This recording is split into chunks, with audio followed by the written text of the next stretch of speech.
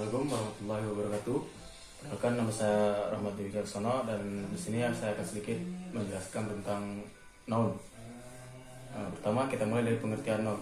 Noun sendiri adalah kata yang digunakan untuk menamai atau menyebut orang, benda, tempat, dan juga ide. Dengan kata lain, kata ini merujuk pada benda fisik dan konsep abstrak. Kalau contohnya benda fisik tuh ya, table, house, phone, floor, water, dan lain-lain, pokoknya berupa fisik. Lalu apa itu konsep abstrak itu sendiri, ada time, idea, opinion, dan juga age atau umur. Noun sendiri berarti tidak hanya merujuk pada benda fisik, tetapi juga konsep abstrak yang ada di dunia ini. Selanjutnya jenis dan contoh noun sendiri adalah A. Concrete and abstract nouns.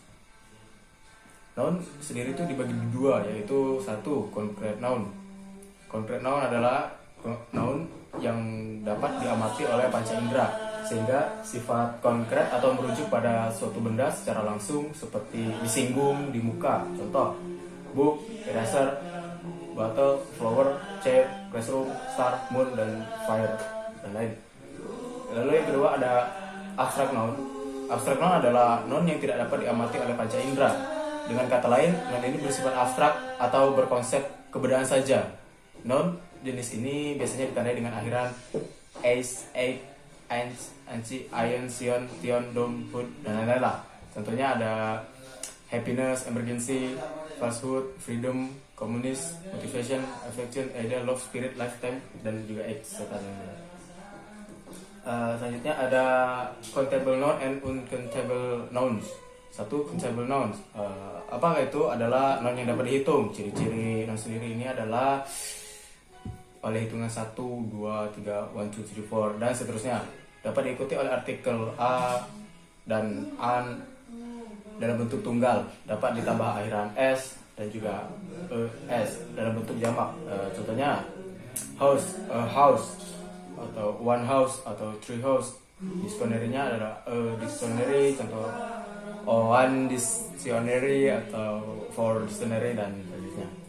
Lalu juga ada catatan berkaitan dengan jenis ini, noun yang berbentuk tunggal disebut singular nouns, a and one, dan noun yang berbentuk jamak disebut plural nouns, ada s dan juga ditambah es. Selain itu perlu dicatat bahwa terdapat noun yang mempunyai bentuk tidak beraturan ketika berbentuk jamak. Mereka tidak ditambah s atau es, melainkan memiliki bentuk sendiri. Noun ini kemudian dimasukkan dalam list of irregular plural nouns. Contohnya man, a man, two men, three men, many men. Kalau chill, ada juga chill, a child, two children, lalu several children, dan lain-lain. Dua, uncountable noun. Uncountable noun adalah noun yang tidak dapat dihitung. Adapun ciri-cirinya berkebalikan dari countable noun, yaitu tidak dapat diikuti oleh hitungan, tidak dapat diikuti artikel a dan an, tidak ada bentuk tunggal ya, dan tidak dapat ditambah s dan es, dan tidak ada bentuk jamak.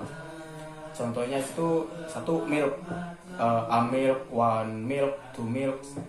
Lalu cheese, keju, a cheese, one cheese, two cheese, dan lainnya. Uncountable noun sebenarnya memungkinkan untuk dihitung, namun yang dihitung bukan lazat atau substansinya, melainkan takaran atau wadahnya. Karenanya noun ini juga disebut mass noun. Contohnya a glass of milk, two glasses of milk. Kalau yang cheese tadi, a block of cheese, two block of cheese. Lalu mixed noun. Mixed noun adalah noun yang biasa menjadi countable dan uncountable tergantung kondisi atau koneksi di mana ia digunakan. Contohnya I saw a hair on the floor. Pada kelompok ini, hair dapat dihitung, ditandai dengan artikel di depannya. Lalu, see her hair. Hair ketika sudah di kepala tidak dapat dihitung karena tidak lazim untuk dihitung. Selanjutnya ada common dan proper nouns. Pembagian nouns ke dalam common dan proper nouns merujuk pada apakah suatu noun itu termasuk nama yang lebih spesifik atau bukan, atau umum, kayak kita dan selainnya. Satu, common nouns. Common nouns adalah noun yang mengacu pada hal-hal yang masih umum, sehingga penulisannya tidak menggunakan huruf kapital kecuali mengawali sebuah kalimat atau judul. Contohnya person, city, country, mount, restoran, park, hall, phone, dan lain-lain. Dan juga proper noun. Proper noun merupakan hiponim dari common noun, sehingga acuannya lebih spesifik daripada common noun. Jenis noun ini biasa dikenali dalam bentuk nama suatu hal, dalam tanda kurung ya, orang, benda, tempat, dan sebagainya. Dan pada umumnya penulisannya mengharuskan huruf kapital, kecuali huruf kecil telah ditetapkan sebagai bagian dari nama tersebut ya. Contohnya John, Semarang, Indonesian, Julie, Bernard, Steakhouse, Greenwich Park, iPhone, dan lain-lain.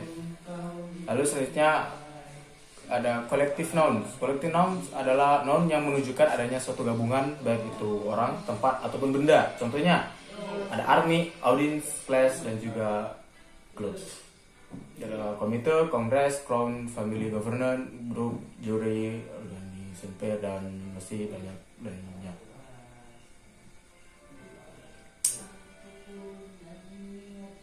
Ya, mungkin sekian dari saya. Saya ucapkan terima kasih dan mohon maaf sebesar-besarnya jika ada salah kata. Assalamualaikum warahmatullahi wabarakatuh.